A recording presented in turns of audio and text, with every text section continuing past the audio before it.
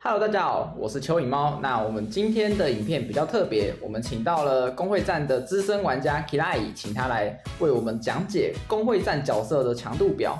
那讓我們開始吧。Hello， 大家好，我是 Kirai， 今天要來介紹12月的公會戰 Tier 表。從圖中可以看到，這些9星角色被分為了 T0 到 T6 7個等級，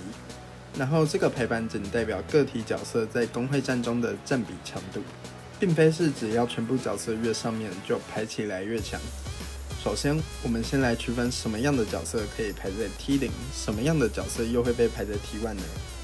排在 T0 的角色需要滿足幾個條件：一，在前6公會中的防禦出現率幾乎是100%； 二，輔助技與攻擊技對於公會戰都很適用，越往下單體強度就越弱，以此類推。首先，讓我們看看 T0 的部分。角色有常見的合同、艾勒、部長、賭徒、伏地蓮以外，還有本月開才能可以一次魅惑4隻的安妮亞，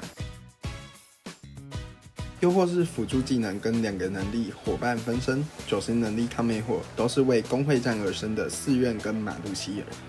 這些角色就是有就放，能洗抗魅惑就洗抗魅惑。再來的 T1 就是本月有機會跟電治並排的約爾，以及2個能力最出眾的 NFT 角色，地圖炮的汽水跟有誘惑能力的達文西。至於使者為何在這而非 T0， 是因為它雖然是最常見的首發坦克，但如果沒有誘惑抗性的話，象雄也會是不錯的替代品，因此沒有到 T0 那麼的不可取代。剩下的角色有從 T0 被拉下 T1 的世嘉以及茂夫，雖然全部能力都很好，但因為有可取代的角色而成為上层玩家用新角取代的角色們。再來是 T2、T3 的部分，什麼樣的角色會在 T2 跟 T3 呢？一，在去年及前年可能還在 T0、T1 的角色，隨着時代的變遷而衰弱的舊寵。二，能力放到現在依舊很出色，但能替代的角色屬實太多了，而不被優先考量放進隊伍。三，又或是不強的合作大獎，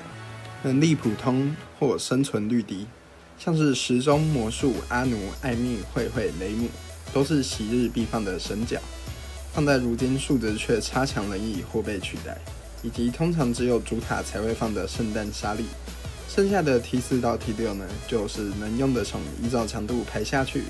剩下你在圖片裡看到的就完全不推薦使用了，不然跟送礦沒有任何的差別，還不如不放。